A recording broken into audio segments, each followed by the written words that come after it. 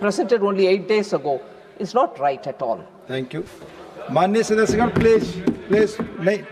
Please माननीय सदस्यगण, ये आप सबसे अपेक्षा की जाती है कि रिटन स्पीच पढ़ने के बजाय अपने आप पॉइंट्स कहें। प्लीज आप सभी सदस्यों से, do not read, you are not suppose to read your written statements. Please माननीय श्री राघव चड्ढा।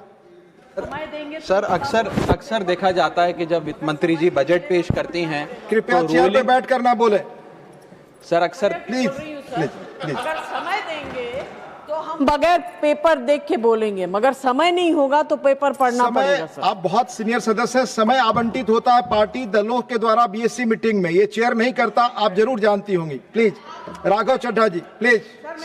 सर अक्सर देखा जाता है जब वित्त मंत्री बजट पेश करती हैं तो रूलिंग कोalition के जो एमपीज हैं, जो ट्रेजरी बेंचेस पर बैठते हैं, वो सरकार की तारीफ करते हैं और कहते हैं कि इससे भारतीय अर्थव्यवस्था में क्रांति आ जाएगी इस बजट से।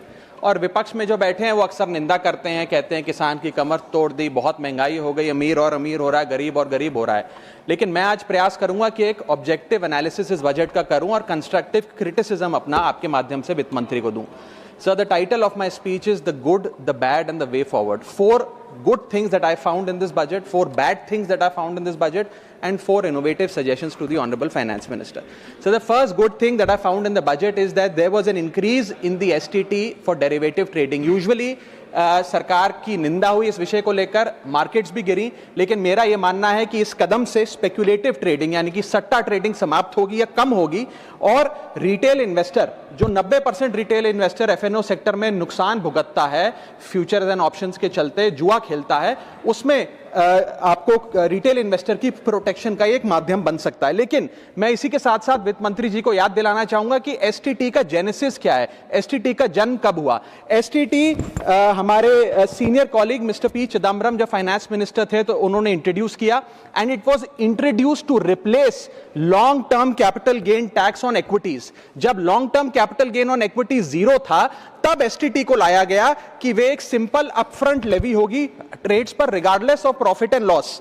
लेकिन अब सरकार ने long term capital gain tax भी लगा दिया, एसटीटी भी लगा दिया और रिटेल इन्वेस्टर को और तमाम इन्वेस्टर्स को एक प्रकार से डिसइंसेंटिवाइज किया। मैं एक सुझाव लाया हूं सरकार के लिए जिससे long term house hold earnings बढ़ेंगी, वेल्थ क्रिएशन होगा और वेल्थ पार्किंग रियल एस्टेट और गोल्ड के सेक्टर से निकलकर इक्विटीज में आएगी और स्पेक्युलेटिव ट्रेडिंग और कम होगी और long term investment behaviour investors का बढ़ेगा। वो की है कि long term capital gain tax on equities should be made nil in this country for individual investors. दुनिया की कई ऐसे देश हैं जिसके अंदर long term capital gain tax equities पे खास तौर पे शून्य है, जैसे कि Switzerland, Singapore, UAE, New Zealand, Hong Kong, Qatar, Malaysia. मैं चाहूंगा कि जब एसटीटी बढ़ाया जा रहा है तो इसी बजट में ही long term capital gain tax को 0 किया जाए। सर मेरा दूसरा जो मैं सरकार के बजट को एक्नॉलेज करना चाहूंगा वो ये है कि कैपेक्स के जो एक्सपेंडिचर एलोकेशन होता है उसमें एक बढ़ोतरी देखी गई। जहां वित्तीय वर्ष 18-19 में मात्र 3 लाख करोड़ कैपेक्स था, वो इस वित्तीय वर्ष में 12 लाख करोड़ तक पहुंचा है, which is 4.4% of the GDP, which is a good step. It will have a multiplier effect and it will prioritise asset creation. लेकिन इसके साथ साथ सरकार को 5 साल में क्या कैपेक्स वो कौन कौन से क्षेत्रों में खर्चा करने जा रही है उसका एक ब्यौरा देना चाहिए ताकि प्राइवेट सेक्टर भी इस कैपेक्स के खर्चे को मैच कर सके। So third thing which we found in the speech of the finance minister is that there was a relative restraint in making budgetary announcements for election bound states. अक्सर वित्त मंत्री का भाषण सुन के बता सकते हैं कि कौन से राज्यों में चुनाव होने जा रहा है। इस स्पीच में उन्होंने थोड़ा सा रिस्ट्रेंट एक्सरसाइज किया जिसे मैं एक्नॉलेज करता हूं। और आखिरी अच्छी चीज जो इस बजट में नजर आई वो ये था कि एनआरआई की इन्वेस्टमेंट लिमिट में एनहांसमेंट हुई। लेकिन मैं बता दूं कि जब एफआईआईज ने, फॉरेन इन्वेस्टर्स ने, फॉरेन पोर्टफोलियो इन्वेस्टर्स ने इस देश के बाजार से पैसा निकाल लिया और पिछले एक वित्तीय वर्ष में 23 बिलियन निकाला, तब जाकर सरकार जागी और सरकार ने एनआरआईज के लिए इक्विटी मार्केट का दरवाजा खोलकर उनकी इन्वेस्टमेंट लिमिट को 5% से बढ़ा दिया। इसमें कोई दो राय नहीं है कि इससे इन्वेस्टर्स 34 मिलियन एनआरआई इन्वेस्टर्स को अब भारतीय बाजार में पैसा डालने का मौका मिलेगा। लेकिन इसी के साथ साथ सरकार को इस पर भी गौर फरमाना चाहिए कि क्यों फॉरेन इन्वेस्टर्स भारत से पैसा निकाल कर बाजार को छोड़कर जा रहे हैं। Sir, now I come to the bad part of the budget. First thing is the debt to GDP crisis. सरकार ने और डेट लेने के लिए, कर्जा लेने के लिए इस बजट में फॉर्मूला ही बदल दिया। पहले सरकार डेट जब लेती थी तो ओल्ड एफआरबीएम रूल्स के तहत 3% ऑफ जीडीपी तक का फ्रेश डेट लेती थी। इस बजट में सरकार ने उस फॉर्मूले को बदलकर कहा कि टोटल सरकार का डेट जीडीपी का 50% होगा और उस सीमा में हम डेट लेंगे। यानी कि they want to play on the denominator effect. For example, एक साल बजट अगर हमारा जीडीपी 12% से ग्रो करता है तो उस साल सरकार खूब सारा डेट लेके सरकार पे कर्जा लाद सकती है, जो कि फिस्कल डेफिसिट 4.5, 6.5, 5% तक भी पहुंच सकता है। सर, इसी के साथ साथ मैं बताना चाहूंगा कि आज सरकार कहती है कि हमारा डेट टू जीडीपी रेशियो 56% है, लेकिन ये गलत है, क्योंकि बहुत सारे ऑफ बैलेंस शीट आइटम्स हैं जिसे सरकार डेट में दिखाती ही नहीं है, जैसे कि FCI bonds, OMC bonds, fertiliser, NHAI, NFSS, यानी कि तमाम तरीके के ऐसे कर्जे हैं सरकार के ऊपर जो सरकार अपनी बैलेंस शीट में नहीं दिखाती है। सर, मैं सरकार को आपके माध्यम से यह रिक्वेस्ट करना चाहूंगा कि देश का कर्जा और कैसे ना बढ़े इस पर काम करें, ना कि और कर्जा लेने के लिए हम जीडीपी और डेट टू जीडीपी के फॉर्मूले के रेशियोज बदलकर और पैसा कर्जे पे ब्याज पर लेने का प्रयास करें। सर, दूसरी दिक्कत जो इस बजट में नजर आई वो ये थी कि इनकम टैक्स स्लैब में चेंज नहीं हुआ।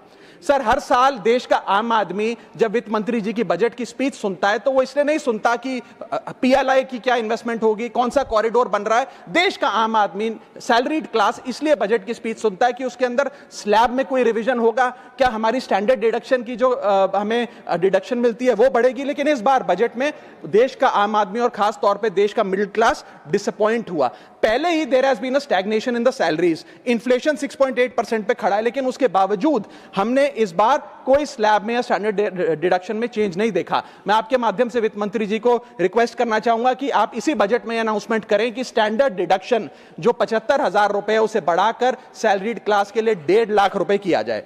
Sir, third problem that was there with the budget is that there was no relief for the middle class. Sir, after a very long time in India's history, the personal income tax collection was more than the corporate income tax collection. यानी कि individuals ने जो income tax भरा वो लगभग 11 लाख करोड़ के आसपास भरा, और कंपनियों ने, कॉर्पोरेट ने जो इनकम टैक्स भरा वो लगभग 9.8 लाख करोड़। यानी कि मैक्सिमम टैक्स आपको इंडिविजुअल्स के इनकम टैक्स से मिल रहा है, आप मिडिल क्लास वो टैक्स भर रहा है। आज वो दौर आ गया है कि हम मिडिल क्लास को अपलिफ्ट करें, मिडिल क्लास को पैम्पर करें, नहीं तो मिडिल क्लास एक सैंडविच की तरह रिच क्लास और पुअर क्लास में दबता चला जा रहा है। सर, राइजिंग कॉस्ट प्रेशर्स के चलते पिछले वित्तीय वर्ष में मिडिल क्लास ने देखा कि उसके एजुकेशन के खर्चे में 8% की बढ़ोतरी हुई, हेल्थ केयर 9% से महंगा हुआ, रेंट 7% से, फूड 6% से, ट्रांसपोर्ट 5% से।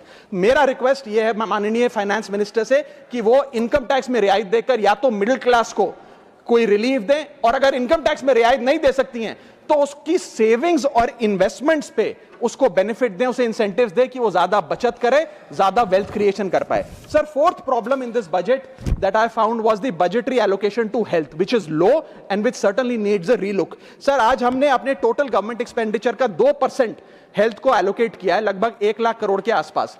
नेशनल हेल्थ पॉलिसी 2017 बताती है सर, और सरकार का ये अपना ऑब्जेक्टिव रहा है, गोल रहा है, that spending on public health should be 2.5% of GDP।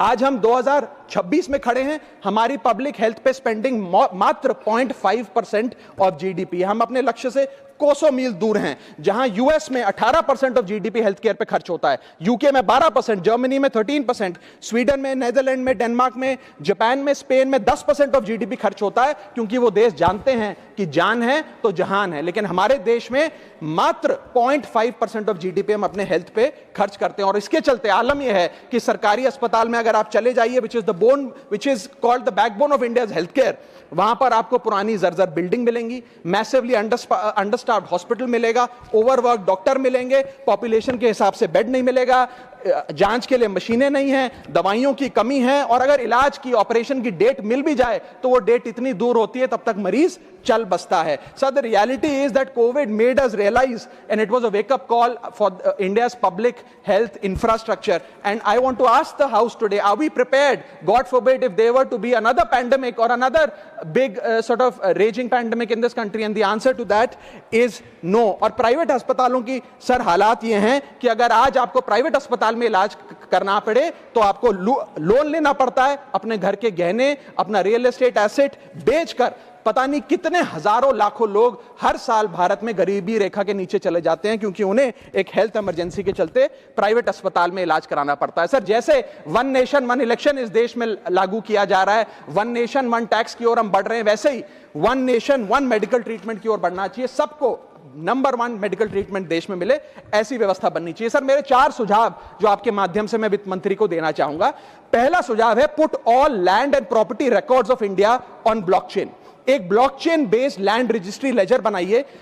पहले 10 मेजर राज्यों शहरों से शुरू करिए, महानगरों से और टियर 2 सिटीज से, जिस लेजर में, जिस ब्लॉकचेन लेजर में हर रिकॉर्ड, हर सेल, हर म्यूटेशन, हर इनहेरिटेंस को एक डिजिटल रिकॉर्ड बुक में डाला जाएगा जो एक ब्लॉकचेन लेजर होगा, जो टाइम स्टैम्प्ड होगा, टेम्पर प्रूफ होगा, 100% ट्रांसपेरेंट होगा और रियल टाइम प्रॉपर्टी ट्रैकिंग आप उससे कर सकेंगे, जिसके चलते इंस्टेंट टाइटल वेरिफिकेशन होगा. आज सर हमारा जो रियल एस्टेट का लैंड एंड प्रॉपर्टी रिकॉर्ड का जो बाजार है उसमें अटर कियोस है. कियोस इसलिए है कि लोगों को रजिस्ट्रार के दफ्तर के बाहर धक्के लग रहे हैं, दलालों ने उन अफसरों पे पूरी तरीके से कब्जा किया हुआ है, प्रॉपर्टी टैक्स में चोरी होती है, सर्कल रेट को एक्सप्लॉइट करके कैश में प्रॉपर्टियां खरीदी जाती हैं, फर्जी कागज, कब्जे, टाइटल डिस्प्यूट, न जाने क्या क्या चल रहा है, जिसके चलते आज 66% of India civil disputes are land disputes.